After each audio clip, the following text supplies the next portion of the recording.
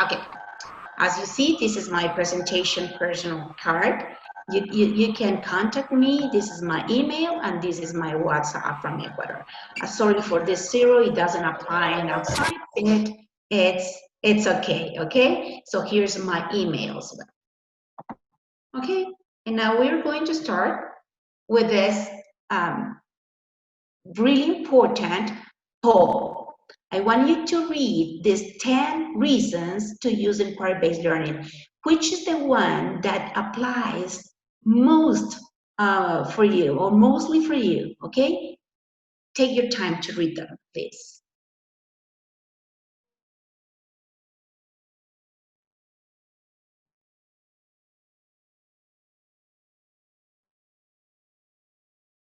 If you want to write them down in a sheet of paper apart, you can do it, okay? So I just want you to be sure about what you decided, because this is what you're going to discover or to learn today, hopefully.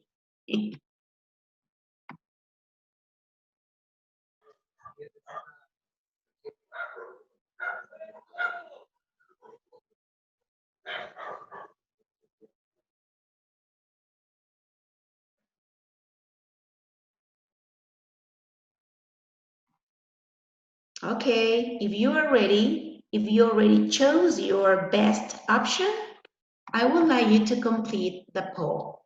Okay, so this is the poll that you are going to choose from. Okay, so you have the 10 reasons there. Just click on the circle that you chose. We don't see the poll quite yet. Do you want me to launch it? Please, if you can do it, please. There you go. Can you see it? Yes. Okay, yes. now guys, so you choose your answer from there, please. Remember there are 10 answers, so you need to scroll down a little bit if you chose numbers 9 or 10. Wow, I see answers coming in. Wonderful. Okay. Yeah. Okay. Answers are coming in. Very, very nice. We're going to give you a minute to choose your answer. Okay, you can see the percentages over there. Yeah. Answers are Okay, coming motivation. I think motivation is really important and you want to make them feel motivated to learn, which is good.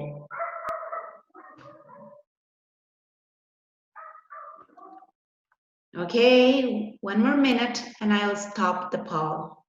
Mm-hmm.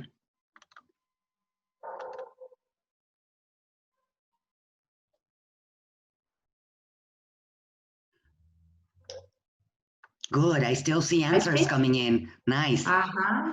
Uh-huh. I'm gonna move a little bit this bar. Okay. Okay, teachers, I'm gonna stop the poll right now and let's see the results. Okay, there we go. Okay, the orange line says that motivation, increasing motivation and engagement is the most important thing. I mean, one of the best reasons to help students apply the inquiry-based learning. Okay, I think that empower students' voice and honor students' choice probably is not so important. Okay, let's share results in that. Okay, good. Thank you very much. Mm-hmm. Okay, because here you're going to see and feel the way to motivate the students perfectly. I mean, to do this engagement with the students and their learning. Okay, so this is the color that we're going to go. Now, look at this slide. You can see inquiry as the main word in the middle of this brainstorming. You can tell me you can say which is the word that best fit to your need in teaching. Okay, so it must be authentic, of course, because they need to experience. They have to relate these experiences with the real experiences, the neural knowledge with the real experiences. and you need to promote or foster lifelong learners. Okay, it's purposeful. You need to investigate. You need to research. So investigation is very important as well. Reflecting, because you need to start using students' critical thinking, which is a higher order thinking skill. Good. So today we're going to talk about all of these words around the main point or focus and inquiry, that we are going to talk about the other traits. Okay, and now I want you to watch this video, which is not short at all. It lasts 4 minutes, but this is like a brief summary or induction of what inquiry-based learning is.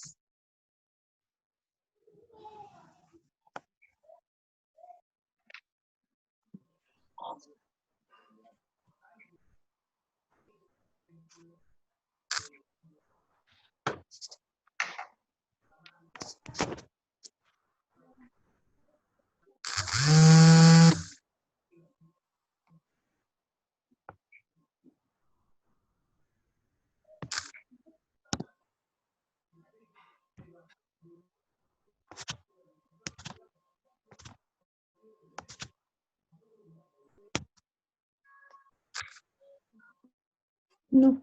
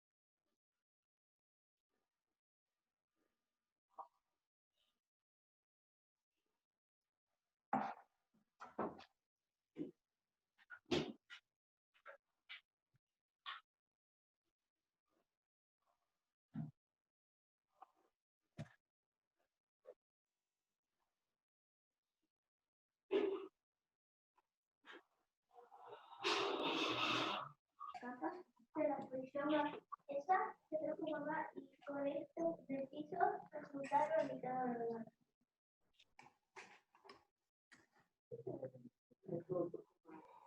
Ah, bueno.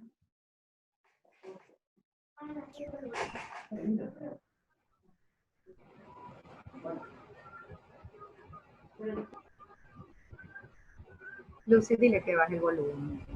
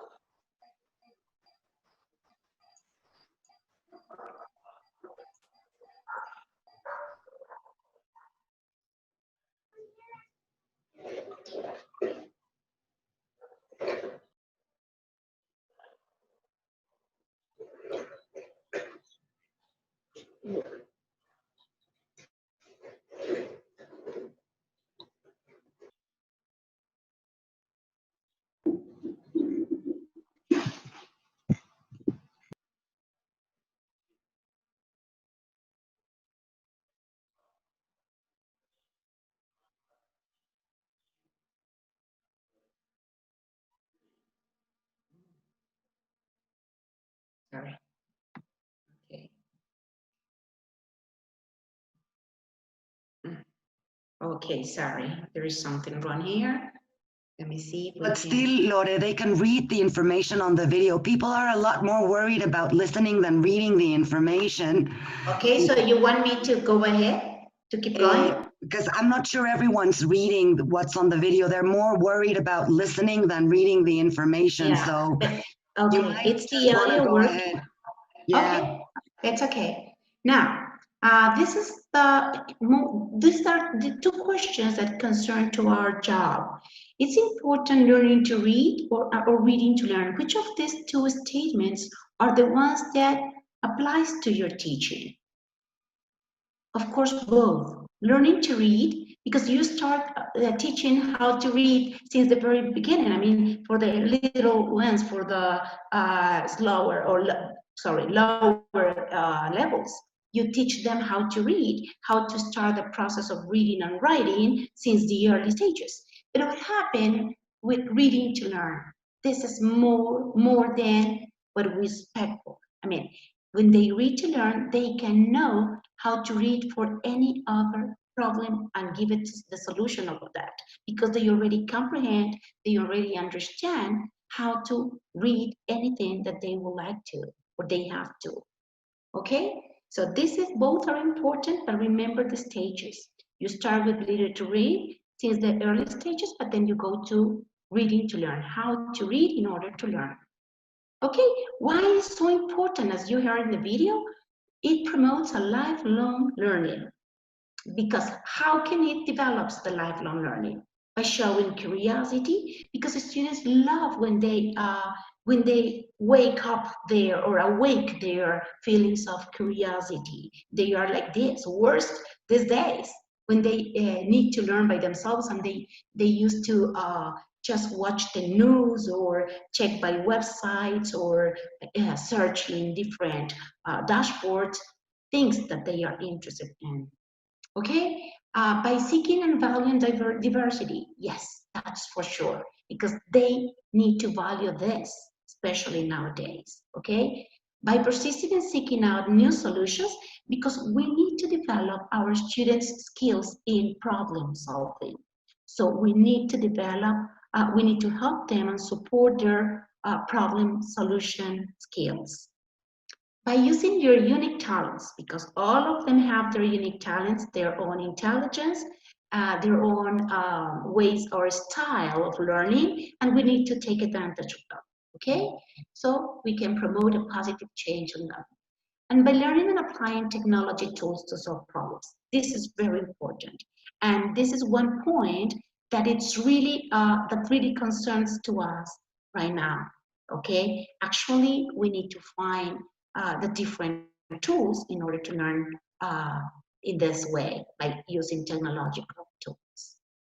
Okay, and look at this cycle. These are the 5 A's. You can see that you can use them in order to make students learn with this cycle. Engage, explore, explain, elaborate, and evaluate. Okay, so these are the 5 A's. This is a circle, but of course you can use at any order that you want to do it, depending on your students. But of course, in the end, or at the end, this is your choice. Okay, so engage is like how to motivate them with a challenging situation. That's important, to set up a challenging situation so they can feel motivated and engaged with.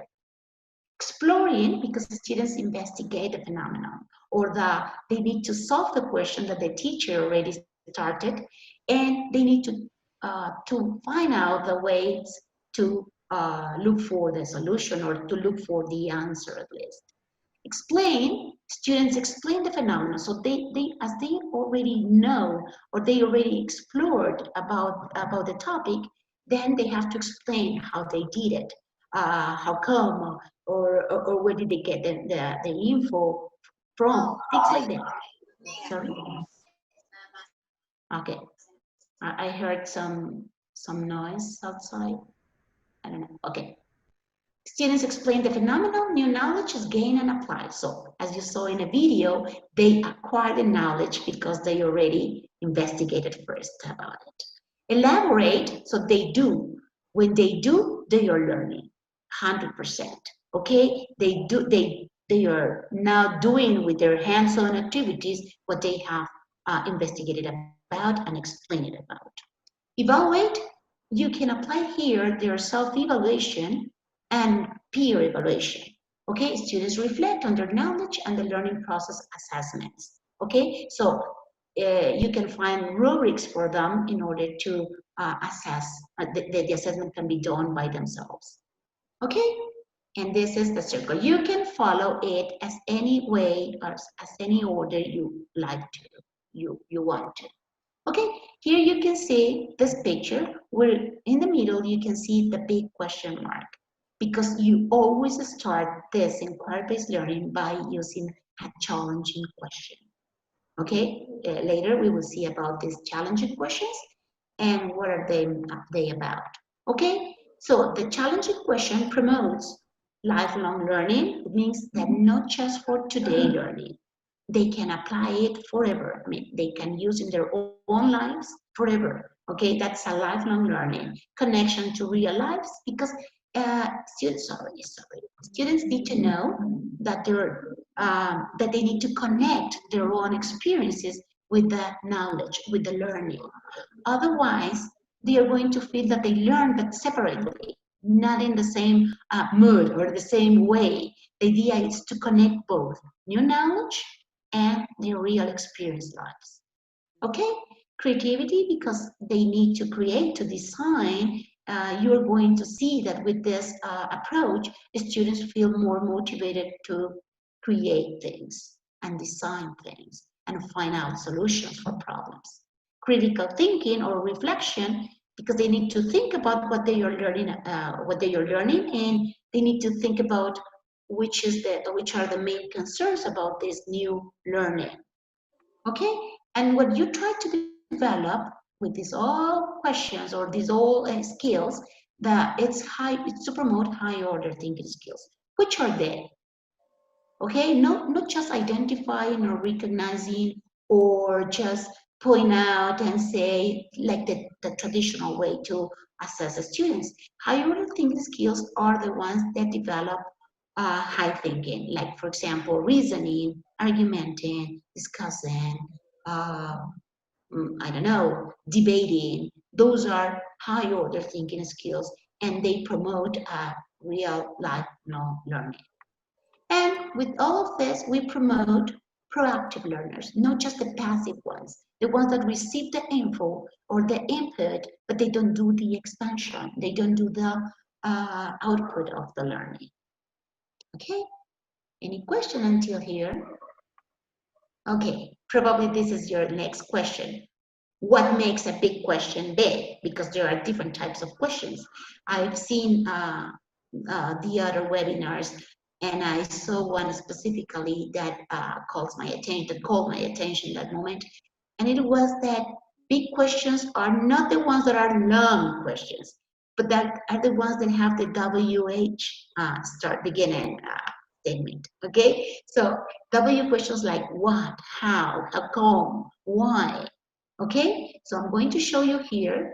I took this picture from our series Stopwatch, because this is the methodology that it works with. It's inquiry-based learning.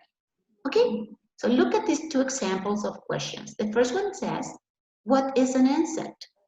And the other says, what would happen to Earth if insects disappeared? So probably this is going to be a very short answer. I mean, what is an insect? It's a little animal or a small animal that flies or have two wings and, I don't know, live in the grass or something like that. But what would happen to Earth if insects disappeared?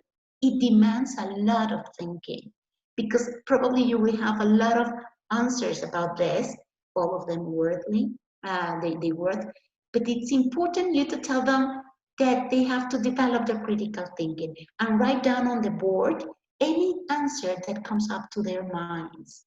Okay, so you will see that the answers are going, probably in the first question, you will find 2 or 3 answers, and most of them are the same. But what happened in the second? You're going to develop other answers, and you have a lot of answers in the second one. Okay, here I have some examples about big questions. How do airplanes fly? Depending on the age that you are, which is the target that you're working with, you will see here that it applies or not, or this type of questions to your age students. Okay, So how do airplanes fly? What do butterflies migrate? Why did George Washington become the first president of the United States? So probably they are going to say answers of things that they have heard or from parents, for example, or from their other teachers in Spanish or their own research. Okay, things like that are going to happen in the classroom, but you are now brainstorming their critical thinking. Okay, and here we have the big inquiry question. Okay, the same question mark here, and here you can see some concepts, or which is the way, as you saw in the video, how you start the cycle of teaching them with inquiry-based learning. First of all, the key concepts. So you have to be clear that concepts, topics, themes are going to be included in inquiry-based learning. It's inside, of course, it's inside of them.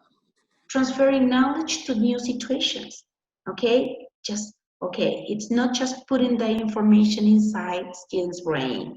It's to make them develop these situations, applying to their own lives if it's possible, okay? Authentic experiences, something like that, but in a very, in a higher level. Cooperative learning, that's very important because this is the way we learn nowadays, by sharing our findings, by giving opinions, by having, I don't know, other comments, other points of views. So this is cooperative learning or collaborative learning, which is that sharing with partners. Okay, that's mandatory in inquiry-based learning. Then you can develop the cross-disciplinary integration because with the same question, you are not going to teach them just language, English per se. No, you are going to teach other disciplines or other subjects.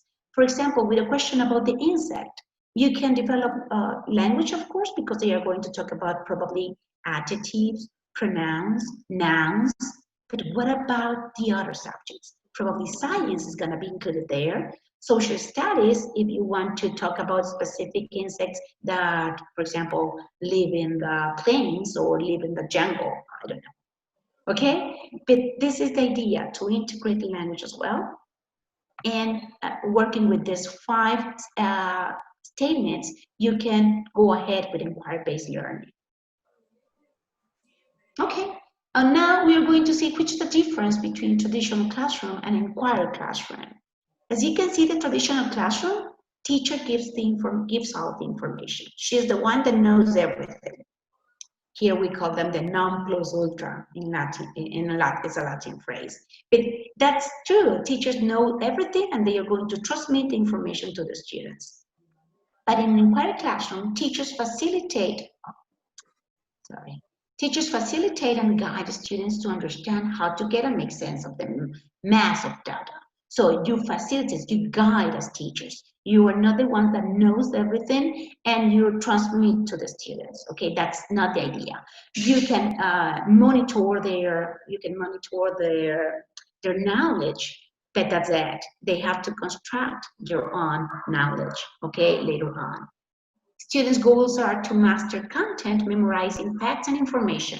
Yes, they memorize the information and at the end of the process, they have to give a test or do a test in order to approve or do a good job about the level or the knowledge that they know. But it doesn't guarantee that students are going to learn a lot or are going to learn at all. Okay, so in inquiry-based learning, students' goals are to use and learn content, but as means to develop information processing, okay, and problem solving. They need to present a solution for a problem. So in that moment, their goals are different, not just memorizing what the teacher taught them or told them. Okay, in here, lessons are organized for whole class approach. I mean, traditional method says that you have to teach them with the same lesson, but you are not taking into account. So you are not taking into account that the students are different and they have different learning styles, as I told you since the very beginning of the session. Okay, they learn different ways. So lessons must be different, okay? And here you can apply inclusive education, you can apply mixed ability classes because lessons are different. Many lessons focus on small group instructions, okay? In inquiry-based learning, that's the way it works. Mini lessons or mini lectures. Okay, you can call however you want. The information is limited to what is available in the classroom in the school. Okay, we have the resources from school. You have the materials from school. You have the text from school. But you need to find out a lot of resources.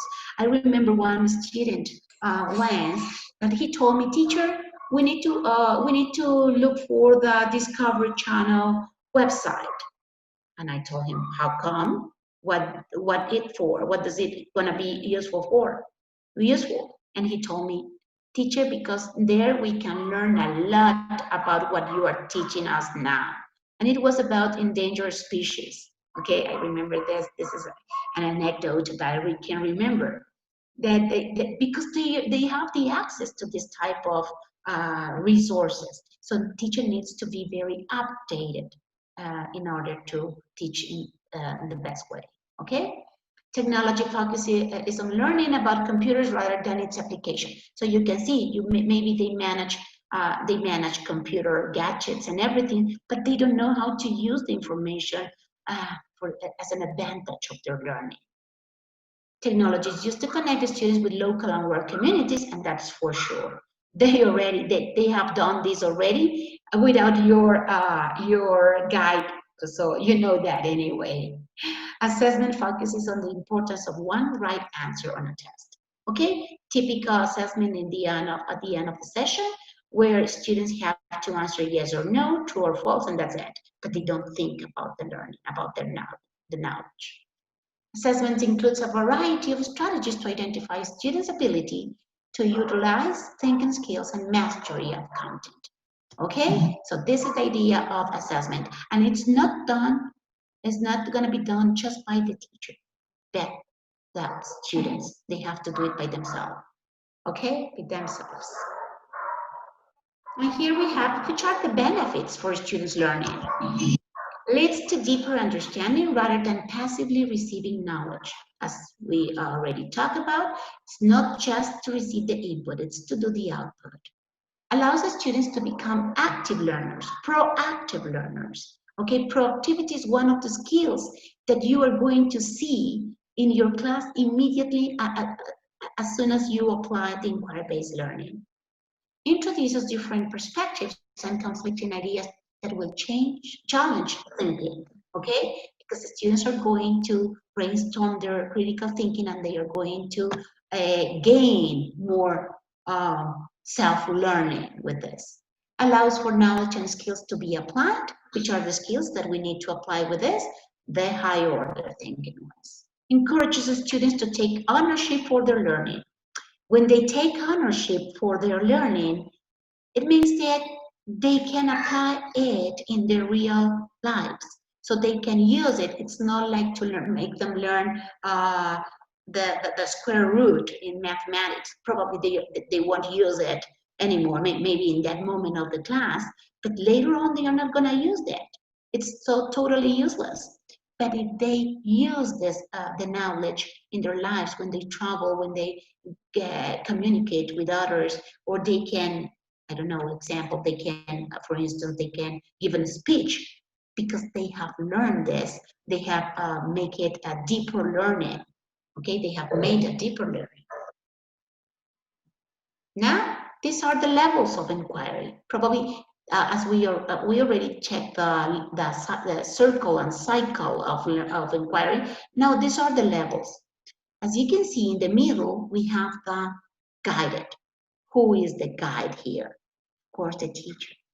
Of course, the teacher, the monitor, the facilitator.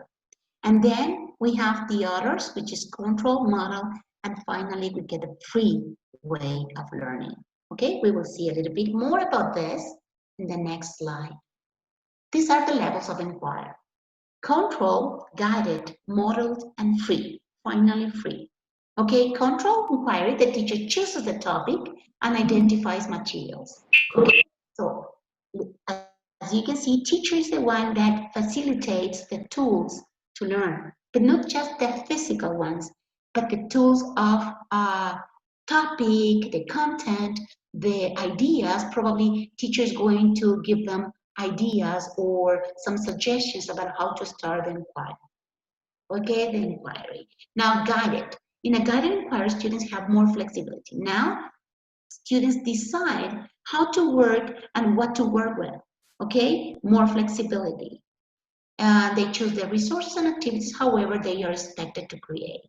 Okay, in a model inquiry, students act as an apprentice, classroom teacher. So you're going to have in your classes small teachers or little teachers teaching to the others, which is good. They love it. They feel so motivated to teach to the others or to present their results in front of the others. Okay, they love it. They feel so motivated, and of course, when they feel motivated to acquire knowledge, they are learning. Actually, they are learning in the best way. They are trying to foster themselves to learn more. And then we have the free. In a free inquiry, students work independently. One of the things that our main concern in our students nowadays is to promote autonomous learning and to promote autonomous learners, because they need to be independent. They don't need to wait until they read something or they find out something from the teacher. They can work independently and think independently. They explore meaningful questions, examine multiple perspectives, draw conclusions, and choose their own approach for presenting their learning. And finally, in the free stage, they can use any tool that they want to or suggest. Okay. I took this this page from our series Compass. I don't know if any of you are using it already, but it's the perfect way to activate thinking. Okay, with a big question. So you can see the big question: what events changed the world? Okay, so with this big question around it, students are going to activate their thinking. So teacher can write down their questions, and look at this. In Compass, we have the support or the aid of a big picture. I mean, a big colorful picture. So based on that, students start brainstorming ideas and activating their thinking. Okay, and reflecting about that, giving opinions about that. And remember, in inquiry-based learning, there are no wrong or good answers. Okay, so let students tell you their ideas and say their thinking. Okay, let them speak out. Okay. And here we have something that is typical, or it's really common in our duty of teaching. Doing projects and project-based learning are two different things. And here you will see why they are really different, okay? Doing projects, as you can see, teacher has knowledge. Okay, we know we have the knowledge in our hands, and now we are going to deliver it. We are going to transmit it. Teacher gives directions to students, and they have to follow them. That's the way it works.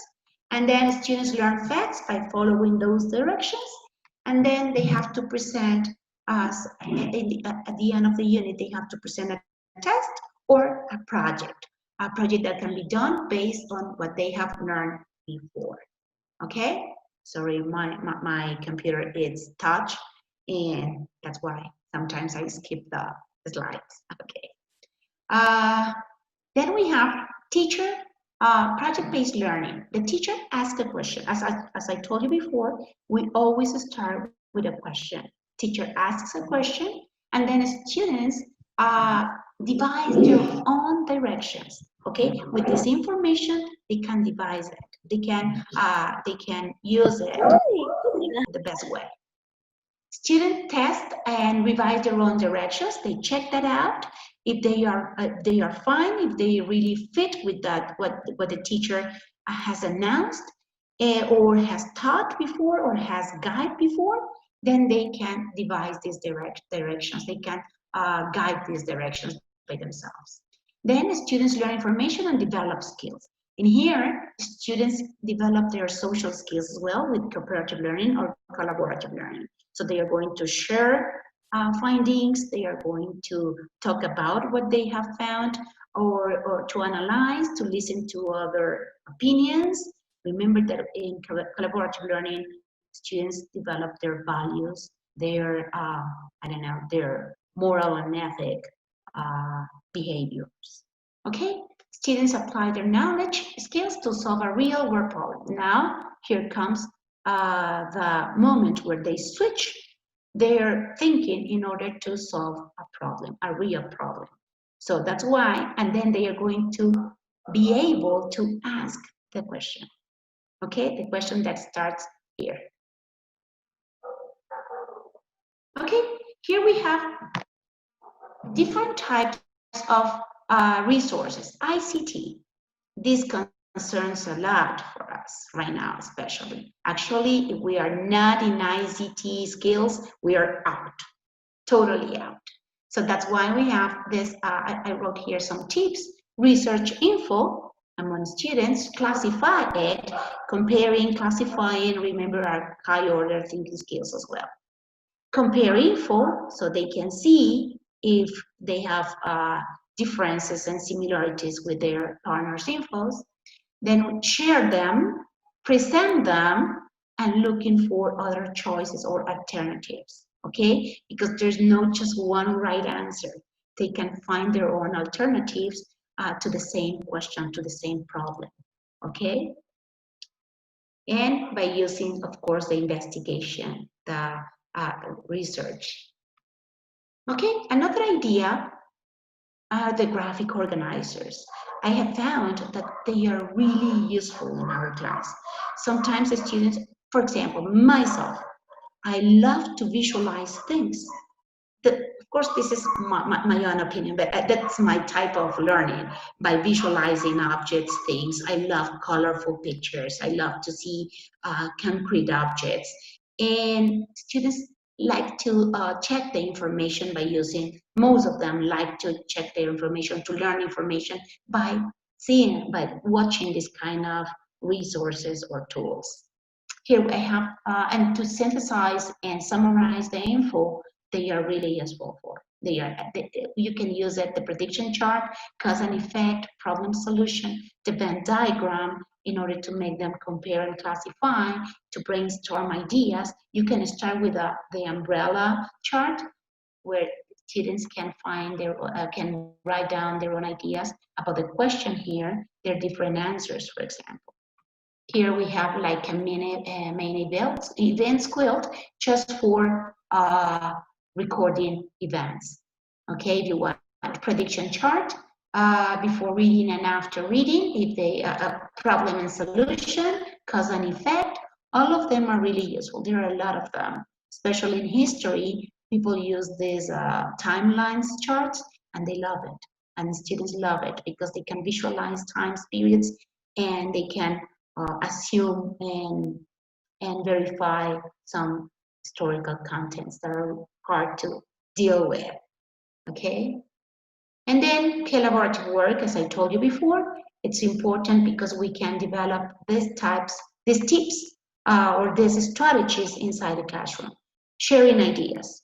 This is very important, to listen to the others. And that's what how the real life is. When you go, when you start working in a formal job, you need to share with your colleagues. When you decide to marry with someone, you need to share with your wife or husband, and you need to share your ideas and present your points of view, of course. Values. What type of values are you going to develop in here? Generosity, for example.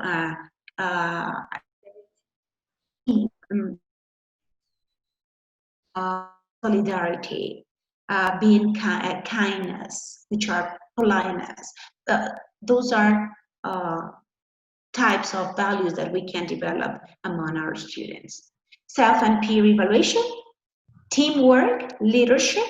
Then you can see which are the ones that are the small teachers teaching to the others, teaching to their partners. Inclusive education, that's mandatory. especially here in Ecuador, we have this policy, which is the inclusion to our students that are that have a type of disability or they are slower learners, okay? And of course, slower and faster learners. You can help them to be useful inside the classroom, and they can feel confident to go on with the learning. Okay, ludic tools. This is very important because I've seen in my experience in teaching that students get frustrated when they don't learn something. And when I decided to apply inquiry-based learning, I made it to play, and they love it. Okay, what type of games? I remember one that I just I made it in that moment to make them learn irregular verbs, for example. This is something hard in the language, you know, because especially the irregular ones, they are different. And I invented something with a ball, and it was really helpful for them in that moment. I will tell you maybe in another workshop about it, but it worked. It worked, and nowadays I'm using it still. Okay, TPR, total physical response, because there are some kinesthetic students that love to express using their body language. Brain gym, you know, those are type of emotional intelligences that the students need to develop. Okay, need to develop that mandatorily. That's neuro-linguistic skills. Contests, because they are very competitive, and they love contests. Dictionary, because they have played this before, probably at home, so you can make them useful inside your classroom. Charades, that's a still body language.